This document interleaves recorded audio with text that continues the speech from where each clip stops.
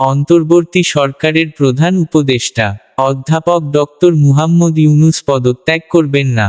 আজ শুক্রবার প্রধান উপদেষ্টার আইসিটি বিষয়ক বিশেষ সহকারী ফয়েজ আহমদ তৈয়ব এ তথ্য নিশ্চিত করেছেন। তিনি বলেন, ডক্টর ইউনূসের ক্ষমতার প্রয়োজন নেই, কিন্তু বাংলাদেশের জন্য ডক্টর ইউনূসের প্রয়োজন আছে। বাংলাদেশের শান্তিপূর্ণ ডেমোক্রেটিক ট্রানজিশনের জন্য ডক্টর ইউনূসের দরকার আছে জানিয়ে ফয়েজ আহমদ তৈয়ব বলেন, ক্যাবিনেটকে আরও গতিশীল হতে হবে, সরকারকে আরও বেশি ফাংশনাল হতে হবে, উপদেষ্টাদের আরও বেশি কাজ করতে হবে, দৃশ্যমান অগ্রগতি জনতার সামনে উপস্থাপন করতে হবে। তিনি বলেন, আমাদেরকে দেখাতে হবে যে, গণঅভ্যুত্থান পরবর্তীতে জনতার সম্মতিতে ক্ষমতায় এসে প্রফেসর সাফল্য দেখিয়েছেন। বিশ্ব সম্প্রদায়ের কাছে ডক্টর মুহাম্মদ ইউনূসের সম্মান আছে, এটা রক্ষা করা আমাদের দায়িত্ব।